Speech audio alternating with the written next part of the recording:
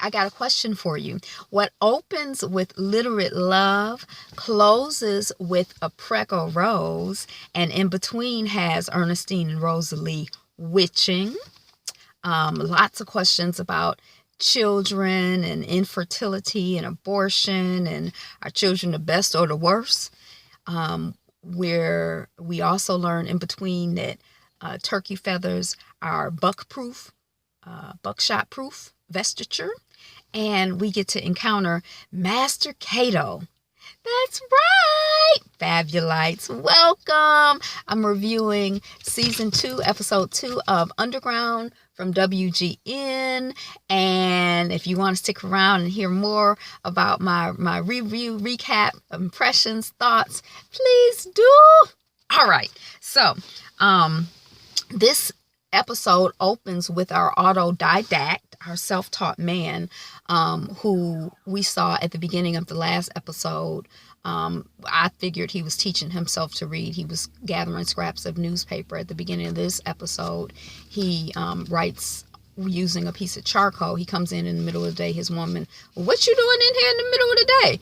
I got something to show you. He closes the curtains, gets his piece of charcoal and a piece of paper bag or whatever it is, and writes LOVE and shows it to her. She can't read. What's this? Is what I feel about you. Okay. It's love. It's why I do what I do. Oh, it's the most beautiful thing I've ever seen. Tears it up. But we can't keep this. And it's kind of a heartbreaking scene because, the system of slavery, of exploiting Black people for their labor, a small percentage of people exploiting Black people for their labor. It's just so jacked up. And it's sort of like if the worst thing that happens to you today is that your love letter, gets ripped up in order to keep you alive, then, it's kind of been a good day, which is kind of sad because, but the whole situation is just beyond sad and just jacked up. So I'm kind of interested to see who this character is and how, are they just going to be little vignettes all throughout the season at the beginning of the episode, or are we going to learn more about who these people are and what their stories are? Okay, so back to Rosalie. And the episode this time, it was a little less interspersing. So I'm going to try to organize it by character as much as I can, but you do know the characters interact, so I haven't found the cleanest, most elegant way to talk about the show yet. But Miss Black Rose, a couple things I noticed is that at the beginning of the episode and toward the end of the episode, there are 2 times when I caught her crying when she didn't realize she was crying. And the first time I was like, does she know she's crying? Is that? And then the second time when they thought that she was lost, she was leading, helping 3 men to find greater freedom. She, the man's like, we lost. We not lost. Shut up. Yes, we lost. Why are you crying? And she kind of, patted her face and looked at her fingers like she was confused. I'm like, she don't realize she's crying. And, it kind of makes sense. And, it's like, just if you look at it in the very microcosm of the immediate moment, she just lost her uncle. She saw the love of her life, her boyfriend, her lover, whatever, almost get hung, and then now she's still not connected with him. She's been separated from her life, her mother, her brother, all of the people that she's known. Her other brother, she's found out, has been hung and he's dead. She's been on the road, on the run. That's stressful. Her personal, first time escaping, and then, the other times helping other people to escape. The people who left the Macon work camp prison with her, who did not make it, who she saw die, the brutality that she's experienced, living as a Black person on a work camp plantation, but also just living as a Black person in America, or a brown person, or whatever. So, it's grief on top of grief on top of grief on top of grief on top of grief. And when do we have a moment to kind of breathe and heal before, boom, we're dealing with something else. Boom, she's dealing with something else. So, I thought that it was a really beautiful way of sort of capturing this idea that, we got to move forward, and we don't even have time or realize that we're in grief a lot of time. That's how I took it. She speaks about the fact that Christmas is her only shot at stealing her mother and brother, or trying to help them to get some freedom. So she don't know that Miss Ernestine is not, her mama is not at Macon's work camp plantation situation or whatever anymore. Which is interesting, because you would think that John would know that his brother had been murdered, but maybe, or had committed suicide. It apparently had committed an apparent suicide, but maybe Susanna didn't bother, don't bother to discuss with him the comings and goings of, the enslaved people that she keep captive against their will, working for her, that she can steal their labor and money from, and joy and whatever on her plantation, her work camp. I guess she don't discuss the details with John. So I guess the word didn't get to her that Ernestine is not there, or what's going on with James. But yeah, so anyway, yeah. We see Rosalie throughout the episode, or at different times of the episode. It seems like she's leading her first solo mission, helping people to find greater freedom. So she's with 3 men who are trying to find greater freedom. They appear to be walking around in circles to me and to them, and she appears to be lost, but she's finding her way as a leader. She's finding her way as a liberator. So there's a process for that. So she has to find her voice and begin to trust herself and begin to feel comfortable. So I liked how that was dealt with as well. And then I also thought that it was really interesting that the white woman, that she I'm a friend of a friend, knocks on the door, our people, the cargo needs water, and you need this food. I'm like, wow, I thought that was a really interesting way of kind of dealing with the fact that people were involved with helping Black folks get to freedom. Miss Bella's over here whining. Can you hear her? It's probably like a tone only I can hear. It's like a way of harassing me personally. But that people were helping with this underground movement for lots of different reasons. Some of them probably as simple as needing food. And I mean, what would, if you're poor enough to just need somebody to give you a basket of food, what is your investment in the system? How are you really and truly benefiting from, Black people being enslaved? Or, I mean, really, I guess you'd be at a point where you don't really care about, you're so busy trying to have something in your belly that, what other people are dealing with is you don't have the luxury of worrying about enslaved Africans. You're worrying about hungry yourself. So, I just thought that was an interesting moment, dealing with class and I thought that I just think the writing is clever and subtle, and kind of makes a lot of points, or raises a lot of issues in an interesting way. Okay, so Elizabeth is dealing with grief. She is just, they have this one scene where she's sitting on the courthouse steps and she's quiet, and we hear the gunshot. She's just sitting there, and they're taking her husband's dead body away, and we can hear the gunshot still ringing in her ear, or just this this awful sound ringing in her ear. I guess it's the gunshot or the aftershock or whatever. And she's just sitting there on the steps, and people are just, going on like it's normal, and his blood stain is still there. And then there's another scene where she's sitting on a bench outside of the courthouse, and she's just watching people, and she, again, that ringing in the ear, and she's really, really dealing, or, beginning the process of dealing with the sudden loss of her husband and the grief. It's an open wound, not only her husband John's death, but also her childlessness. And that's, kind of that theme. I think that's the first time that the theme comes up in the episode that I can think of. Number 39. And Walter Mosley has a book. I can't remember what it's called. It's a young adult fiction, and it's called 34 or 29 or something. the first black major league baseball player has a number and it's close to that number. And when that movie came out, that's around the time that I read the Walter Mosley book. But anyway, on that particular plantation, let's speak about arbitrariness. They didn't have names for the enslaved Africans. They had numbers. So the number of the child in this brilliant Walter Mosley book, look up Walter Mosley Young Adult Fiction and you'll find it. It's a quick read. It's a really interesting piece. And it's also sort of fantasy as well, but I love Walter Mosley. He's my favorite writer, I think. Almost sort of kind of. He's in my top three. Yeah. But just the art that's like, I think a lot of times we have this idea that enslaved people, and slavery was like this. Oh, nobody could learn to read. Or if you were a house slave, you were in the house all the time. I heard a lot of people saying that about Ernestine. And I was thinking, I thought that Ernestine was in the field before she was in the house. And I think that the whole thing is, things change on a dime. You could be in the house one moment and the next moment you're in a rice plantation.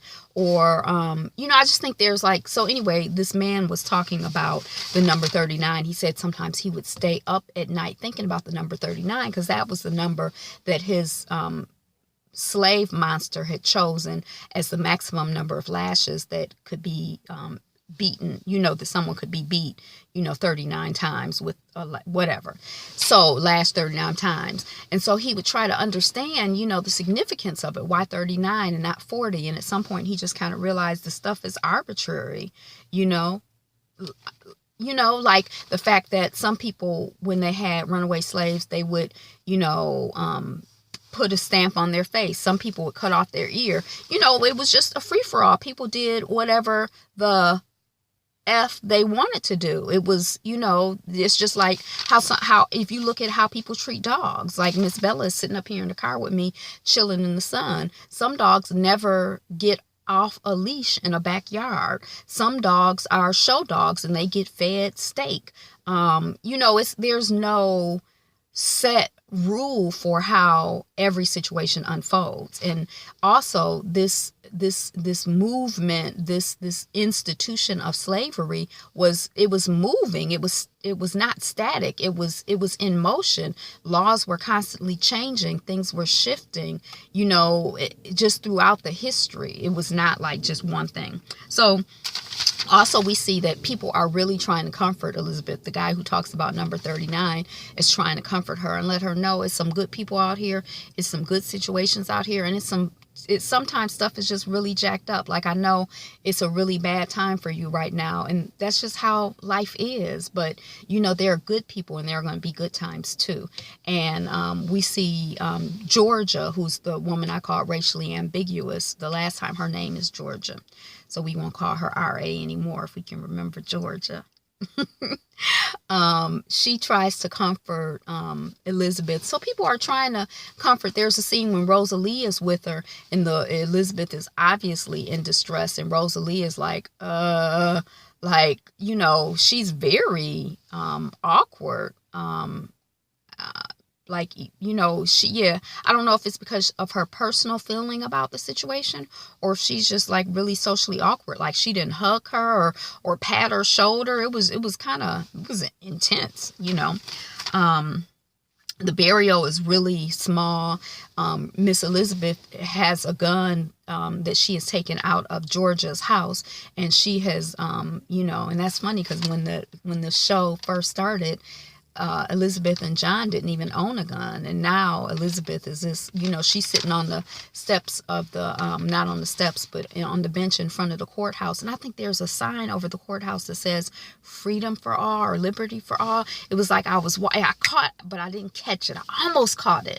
But she's sitting in front of the courthouse steps trying to, she halfway thinking about killing somebody or trying to find somebody to kill. And I also wonder, look, I'm all over the place.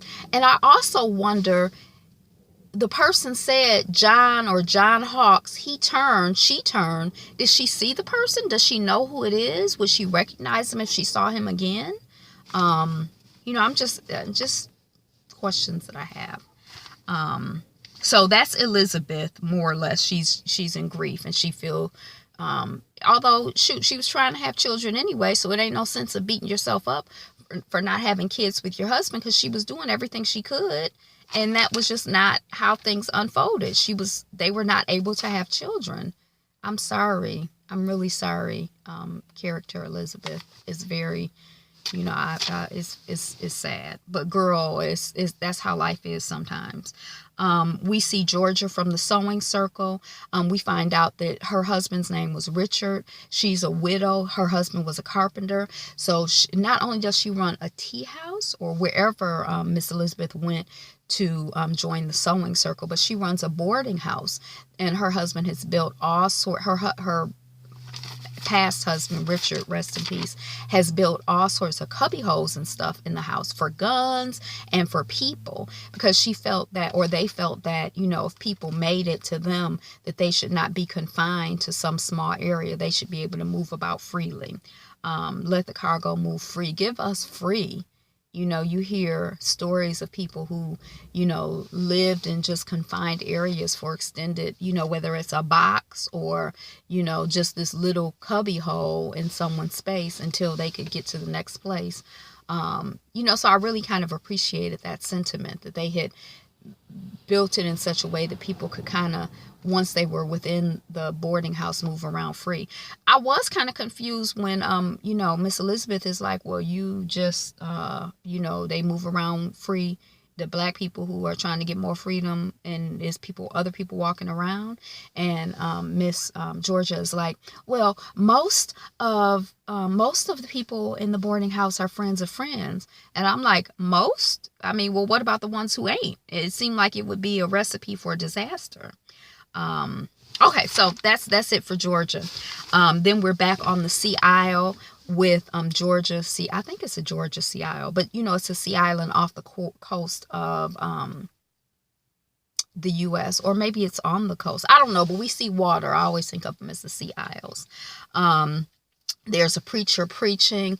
They got a bottle tree out there. It's really pretty. Just all the imagery there is very pretty.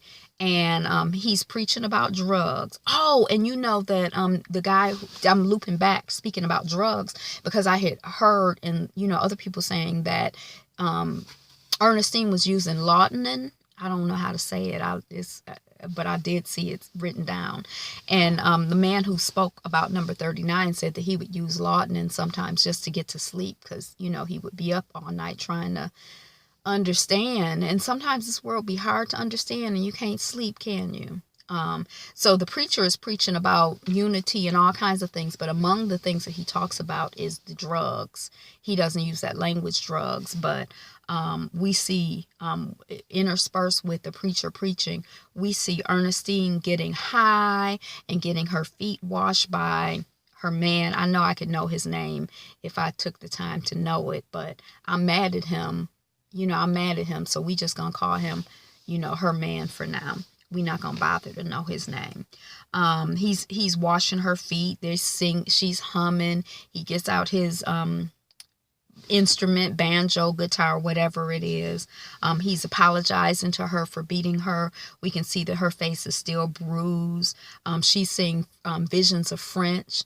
And French we had heard her mention French in season 1 in the episode with the children called Cradle, when Mr. James has to go out into the field, and he looked just like French. That was Sam's dad, and you could tell she was concerned. I gathered then that French had been murdered in this. I mean, shoot, how it's so many of us has been murdered in this country, in this system, that I don't know.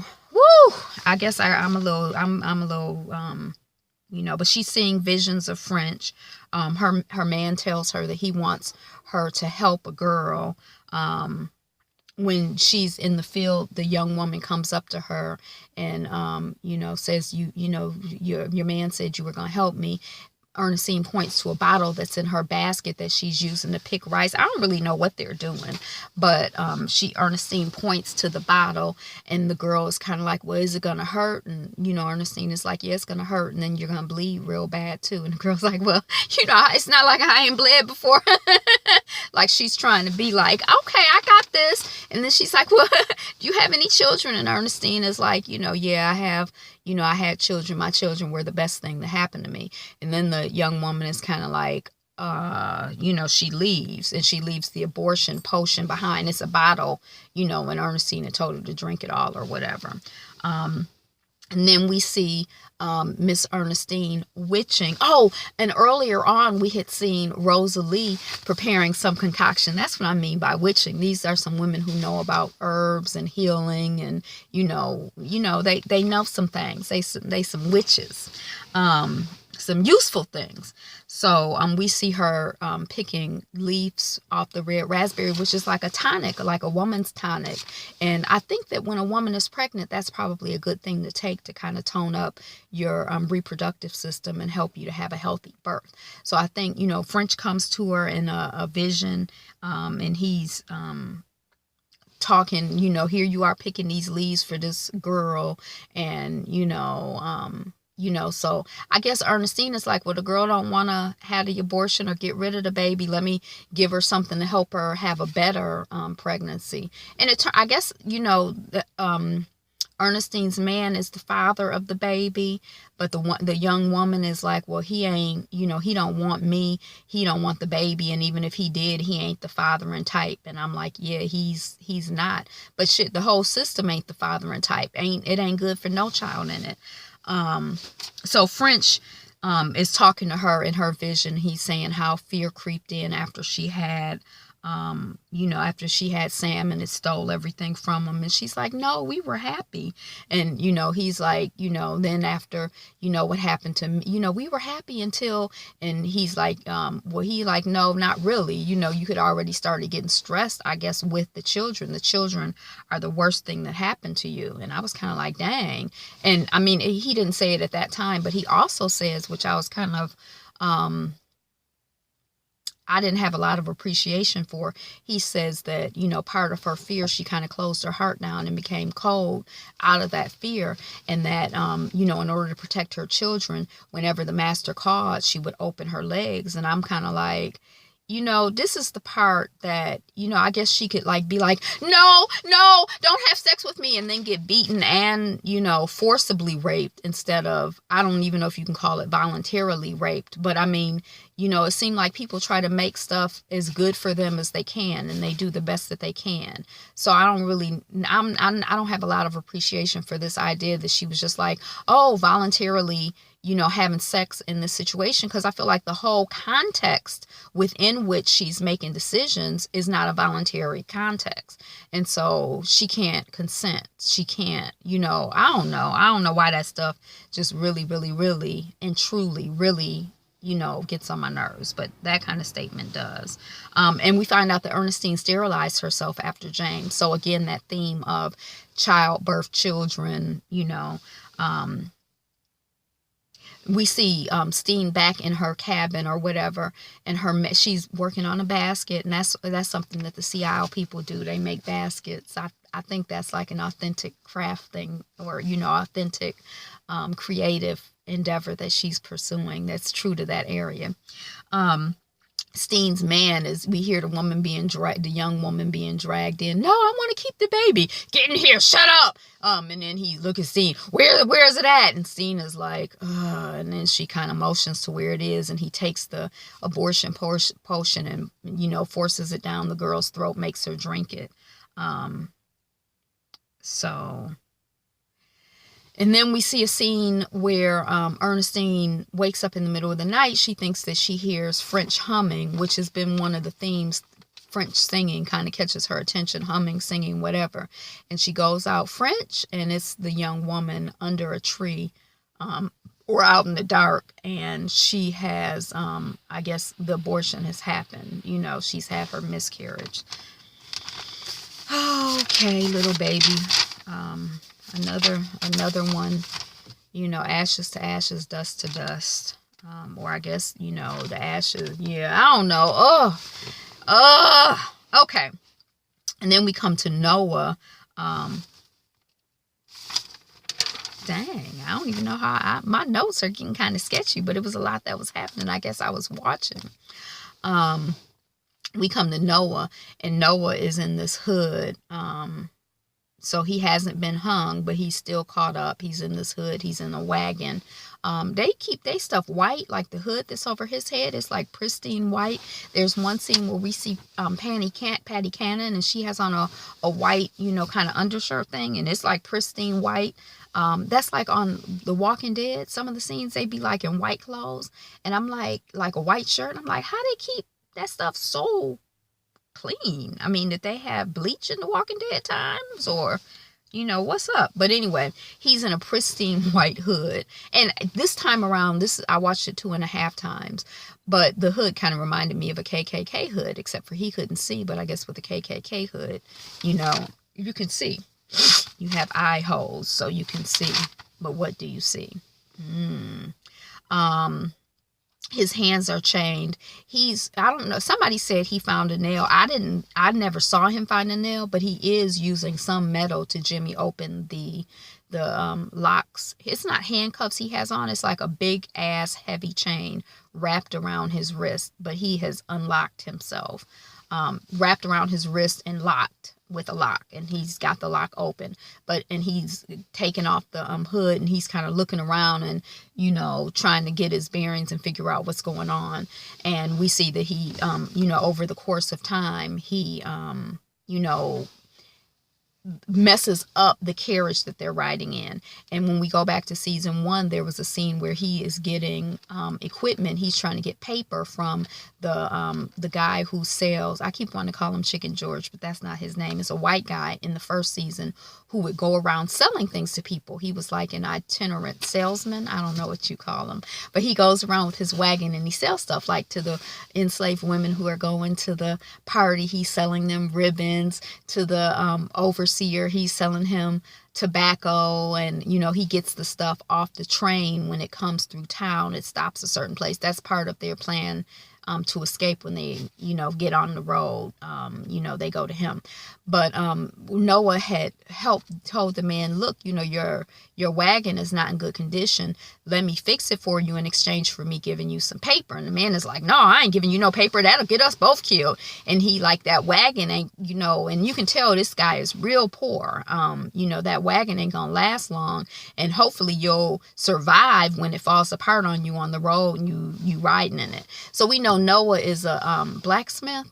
But so there's this reversing of, in that scene, he was fixing the cabin, and the wagon, and this scene, he is jacking up their wagon. And over the course of, he says 3 days, I thought it was just 1 day, but over the course of time, he dismantles the wagon, reaches through some fabric and breaks off some metal, then pulls up the floorboard and goes underneath and unscrews something. And I don't really know all of what he's doing, but the end result is that their wagon gets knocked over, and the wagon that he's being transported in falls apart, and he tries to run away. The people who are holding him captive, the main prison guard types, are speaking Scottish, Irish, but he said he's speaking to them in English and observing them when he can.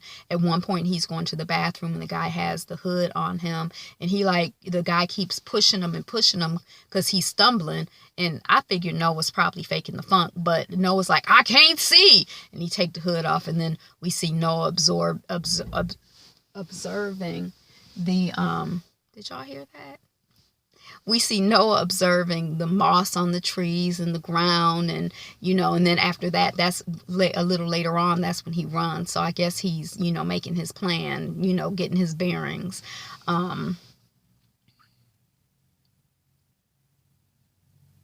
So he makes a run for it. When they catch him back, he's talking to him. They have this whole thing where the guy is like, you ain't, I know you're an idiot because you were in jail for 5 months and the only thing you made is this ring. And people had pointed out, I heard in reviews that we saw him working with metal in episode 1, or getting pieces of metal, and he was making a ring for Rosalie. And they said they saw it at the end of episode 1. I missed it, but he definitely had the ring in episode 2. They were right. People are so smart. It's like when all of the brains get together, we might be able to halfway figure out what's going on in this world. But he had the ring for Rosalie. He had the nail. I saw when he's free, but he's pretending that he's still caught up with these chains on his wrist, and he's got his hands behind his back, and I see him pushing the nail into the dirt because the guy's like, you're hiding something. He pushes the nail into the dirt. So I think that he did have, hey Bella, I think that he did have a nail. Okay, talk quick. What else am I missing? So you were in jail for 5 months and all you made was this ring. That lets me know you an idiot. And Noah's like, well, it should let you know that I'm a patient man and that I have somebody that I love out in the world, and I'm going to get to him. And as soon as I get free, because they done took the ring from him, I know somebody who would like this ring in Edinburgh. I got to look up where Edinburgh is. I'm like, are they supposed to have a British accent, Scottish? My mother said Irish. I don't know. But Edinburgh, I know somebody, back in Edinburgh who would like, I thought when they said last, yeah, but I don't know, but who would like this, and the other guy's like, ew, it's ugly, but they keep his ring that he was making for Rosalie. So he says, and I'm going to get that ring back. So anyway, they eventually, they get the wagon fixed all while Noah is sitting on the side of the road chained up. I could help you. Y'all still doing it wrong. You don't know what you're doing. Y'all the slaves, you think you somebody, because when they had brought him back from running away, he was, making a run for it, and they they're on horses, he on his feet, and he running. And when they caught him, he said, I was just, stretching my legs to get a little tight in the wagon, and they were going to beat him up. And then another carriage opens, and it's a white man in it, and he says, that's enough, or something like that. So he doesn't let them beat him. Noah figures that's the boss, that's the master. So he's like, y'all are slaves too. You think you better than me? You think, you can't talk to me? And then that's when they start speaking to him in English, because before that they had been speaking only in the other language. They weren't speaking to him or in a language that he could understand, other than just the language of human communication. So, and then they finally make it to the new big house, or this big grand house. And as soon as, Noah gets out, he drops his chains and grabs up the man who he thinks is the master, grabs the monster's gun and puts it to his head and says, and then there's 3 or 4 or 5 men that now have their guns pointed at Noah, and Noah's like, give me my ring back, and I'm gonna shoot this man, I'm gonna shoot your master if you don't, whatever. And whatever. So it's dramatic. I'm not really doing it justice. Watch the show if you haven't watched the show. And if you saw the show, it was like a scene straight from an action adventure movie. And then we hear laughing, I'm going to kill your master. And then, shot of Kato. And Kato's like, but I'm the master. So, we don't know, with Kato, there's always that ambiguity. We don't know, because he sending them there to rescue him from getting hung in the first place? Because remember when John had him and the other people got him, they were like, they're not the law. There's some other people who got Noah. Was Kato sending someone there to rescue Noah? Was Kato sending someone there to get Noah so he could enslave him? I mean, what is Kato's plan? We like Kato. I like Kato because he keeps us guessing. We don't know what to expect from his behind. Is he the good guy? Is he the bad guy? Is he the bad good guy or the good bad guy? We don't know. Kato. Okay. And then we have a whole scene with Patty Cannon. And some guy, Donahue, is a writer, and it's like the original reality TV show, because he's following her around, and she's, oh, well, this is how I run my operation, and I'm glad you're recording my story for my legacy. And he like, you ain't got to explain nothing to me. When if I choose to write about you, then I'm gonna write it myself. But she's like showing off for the writer how she does things and her legacy, and she's real proud of her business. She was like, it's interesting that Wikipedia or whatever writes her as a serial killer. I guess she particularly liked to torture, black people, and she was known. I guess she's like supposed to be like one of the anti-heroes in the show, because she's known for the reverse Underground Railroad. Like she would capture they said a lot of free people and sell them into slavery. She ain't care. She went after people who were, I guess she figured just like how, people figure now, oh, if you're black, you're guilty. She figured, oh, if you're black, you're a slave, which, really, I mean, who is really a slave anyway? So, I mean, whether you're free or not, I don't know. I can't even talk about it now because I'm at 34 minutes and 53 seconds and I got to get finished with this. But, we find out that Patty Cannon, according to this, was the daughter of an English nobleman, an American whore. This writer is really like nice nasty to her. And I don't know if she like picking up, kind of the shade that he's throwing. But she's excited for people to hear her story. She's trying to impress him. We had already seen in the previews that he's like, well, if you're the greatest slave catcher, why ain't you caught the greatest, escaped slave, Harriet Tubman? And so she gets a lead on, one of the guys she's humiliating. And, she has this whole sophisticated slave catching operation. And one of the guys she's like, well, you can't, you small. She's basically like small shaming him. Like, you too small. Your person got away. I sent you to get this person. I don't even know why you come to get humiliated for this $5. And he's like, well, I came because I got some information on Harriet Tubman. And it's the white woman that we had seen. They do this flashback thing in this episode, but it's the white woman that we had seen earlier. Rosalie had knocked on the door. The woman kind of opened the door a crack, and Rosalie is like, a friend of a friend sent me. The cargo needs, water, and I know you need this food. And the white woman is like, well, Moses usually comes, or Harriet Tubman usually comes. And, Rosalie is like, well, the cargo is still the same here. The plan has changed, but the cargo is still the same. And the woman is like, okay, well, go out back.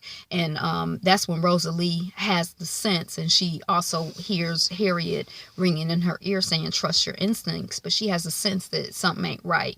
So they kind of escape from that situation, or she escapes from that situation and is able to get the three men that she was helping on a boat that gets them closer to freedom or increased freedom or whatever. And it's all I'm kind of jumbled up about it because I feel the pressure of the time. Because look, how you going to review an hour show and it take you 45 minutes to review, recap, discuss? But y'all know if you watch it or if you don't watch it, it's a lot going on. So Patty Cannon is when Rose came to the door of the white woman, Patty Cannon and her men were in there because a man who had come to her, who she had been dogging out, had a lead on Black Moses, on Harriet Tubman. But since then it was that woman, and Harriet Tubman didn't show up, but they're going after Rose, and that's when we find out she's called Rosalie. That's when we find out she's called Black Rose. I don't think they told us that before, but we all like it, and it caught on. So she Black Rose to us, even though she said to the guys, and I'm Rose, I'm Rosalie, don't call me Rose. But Black Rose is beautiful. She is in her cabin when Rosalie comes to the door. In her cabin is Patty Cannon, the reporter, and 2 or 3 men. Patty Cannon has interviewed her. The woman, it looks like she has a son, and Patty Cannon is basically threatening her son indirectly by putting a gun in front of him. The little boy is kind of like, I don't think he senses the danger. He's just interested in the gun. Oh, a gun, what's this? But the mother is stressed out because she don't want her son to get killed, and she don't want no trouble. She just wants some food. And they're like, you didn't tell us what, whatever. They stressing her out. And then they leave Patty Cannon, woman's intuition. And they do a really good job of having some really strong, interesting women characters on this movie, on this TV show. But she has a sense that Rose has sensed something. So she goes out looking for her. But like in the last scene of the show, like when she opens the door, when Rose first leaves, she just sees Rose leaving. And then somehow they catch up with her after she has got the men on the boat. And Rose is standing there looking real proud. And earlier in the episode, when we saw Miss Harriet have a narcoleptic fit, when she came to, she was like, she was telling her, what vision I had. I had this vision of you, looking real proud, and, they steady getting ready. Let me put these feathers on you or whatever. So Rose is like on this pier, like there's water, and she's standing there looking proud. And then Patty Cannon shoots her. The reporter is there. The people, a couple men are there. Patty Cannon shoots her. She falls in the water. We don't know if she's dead or what happened. We know she ain't dead, but Patty Cannon. Can you see Bella looking out the window? Patty Cannon shot her. She, gets off to the woods or whatever. And she takes off the turkey feathers, which have protected her from the buckshot. And she reveals that she's pregnant. Y'all, I thought it was going to be a season of her pretending to just be dressing masculine and in these big clothes and not telling us that she was pregnant. So I think that's pretty cool. I'd rather us just, women do get pregnant. So let's just go on and write that into the story. So I guess she has Baba Noah's baby in her belly. So that's, the theme again of babies, children, abortion, sterilization. There's this theme going throughout there. So that's it. Thank you so much for joining me. And next week we'll have we'll be able to watch the 3rd episode of Underground, and it's a bittersweet moment, because that means that after we watch next week, it's only 7 more episodes left. All right. Have a great day. Be you. Be fabulous. Be fabulous, you.